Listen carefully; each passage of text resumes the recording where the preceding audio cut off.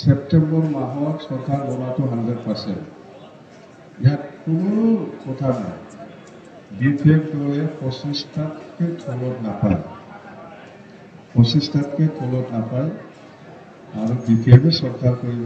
চৰকাৰ হোৱাৰ পিছত প্ৰথম প্ৰায়ৰিটি আমাৰ মাজত বড়োই হওক, গাৰোই হওক, ৰাভাই হওক বা গোৰ্খাই হওক বা ৰাজবংশী হওক, বহুতো মানুহৰ লগত মাটিৰ পাত্তা নাই। কিছুমান লগত আছে, কিছুমান লগত নাই।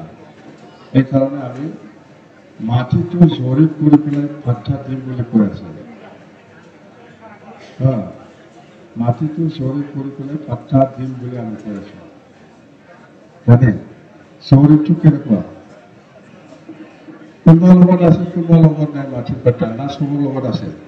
পইচা পাত্তাটো খাই পায়া, পাত্তাটো না গিয়া দল সোনাবা দল সোনাবা গিয়া কাৰোবাৰ লগত নাই। এই ভোট দিছিলা নাই? কাৰোবাৰ লগত আছে, কাৰোবাৰ লগত নাই। আপোনালোকৰ আছে না মাটিৰ পাত্তা? মাটি ডিপাৰ্টমেণ্টটো মাটিটো কোনে চোৱা চিতা কৰে? EMA আহিব, চাৰ্কল অফিচাৰ আহিব, মণ্ডল আহিব, আৰু এই অঞ্চলৰ যিমান গাৰ্জেন আছে, ইণ্টেলেকচুৱেল আছে বা গাঁওবুঢ়া প্ৰেচিডেণ্ট আছে, ইহঁতক লৈ পেলাই মিটিং কৰিব। মিটিং কৰি পেলাই আপোনাৰ নামত যিখিনি খাজ মাটি আছে সেইটো পাত্তা কৰিবলৈ যায়। কথা এইটো বহুত বুজি মানে না হানি পাত্তা দেখো বাংলা সিরিয়াস না, কিন্তু বিলে এক নম্বর সিরিয়াস হানি পাত্তা